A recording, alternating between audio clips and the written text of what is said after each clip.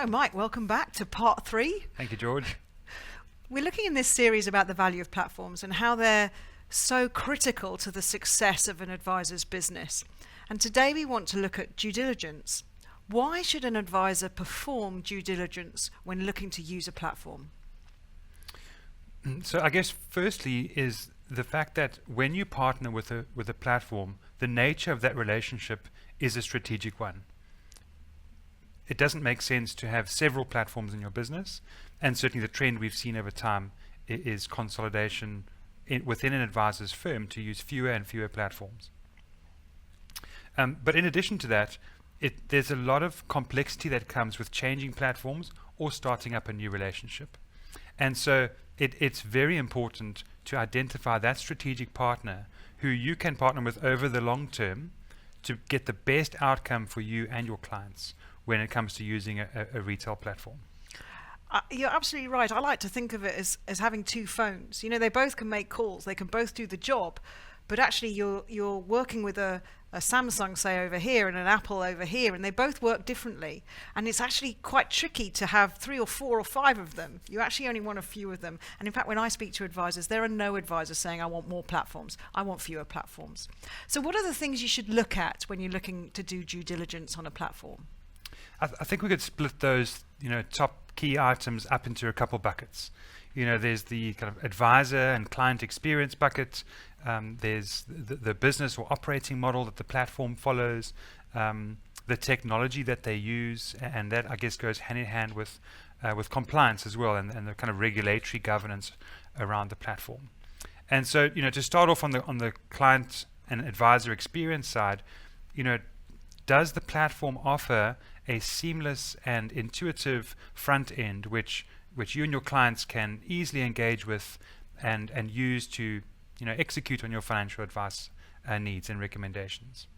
The second bucket is the business model that the platform follows. Is this a fly-by-night show? Will they be around in 6 months' time?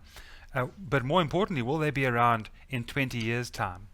And so you want to look for a platform that's incrementally improving on their proposition.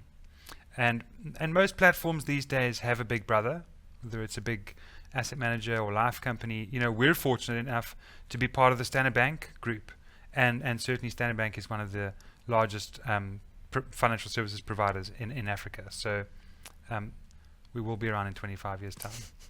So in addition to that, are they leveraging the people and process in terms of scale? So for every extra 1,000 clients, do they need to hire 10 more people? Or have they really scaled their technology so that, whether it's 500 million, 500 billion, or R1 trillion on their platform, they only really need 150 people to run that and run it efficiently and with great service. And so that business model is really critical. Have they disjointed the ongoing running costs from the ability to scale their business? Which brings me to the technology aspect. These days, software is eating the world. So have they invested sufficiently in the technology and continue to invest and improve that technology? And it's not just the kind of whizzy front-end web stuff that you see, that you engage with as an advisor or client. It's also all the back-end stuff. So validating bank accounts and the compliance and regulatory checks, all of those checks and balances bring governance and safety to your clients' investments, and this is their pensions at the end of the day. So investment in technology is key. And I guess the last bucket is customer service. I left it for last because actually it's the most important. So is there a human that you can speak to when something goes wrong? And certainly at Innate, one of the things we've tried to do is automate as many of the mundane processes as possible. We don't like people doing boring work, because they inevitably end up delivering it poorly. And so if you can automate as much of the boring stuff, then when people do pick up the phone and sort out complex queries, then they're there and give you their full attention. And so, that customer service promise, all of your key account managers, that is key to delivering great service, and also something that an advisor should hold up when they're comparing platforms to each other. Yeah, I think that's a really good overview, Mike. And what's really interesting as well is the interplay between each of those buckets. If you invest in tech, you get great features which then feed into your proposition, which is going to be different for different people in the market. And you also enable the life of a service person to be much better, much more efficient.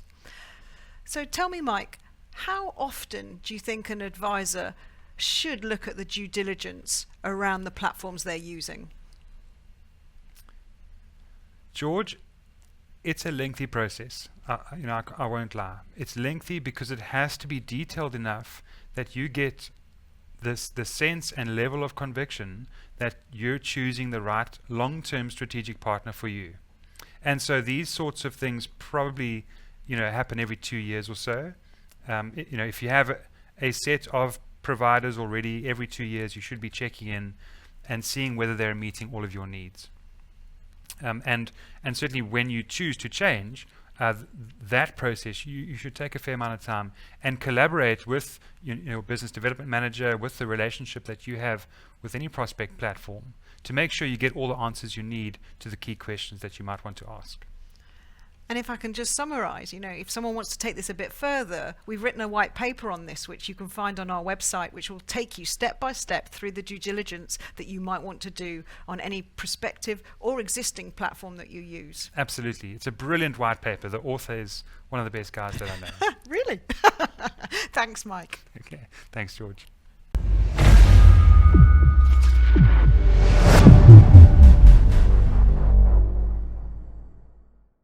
Innate is a registered trademark of Stanlib Wealth Management Pty Limited, an authorized financial services provider.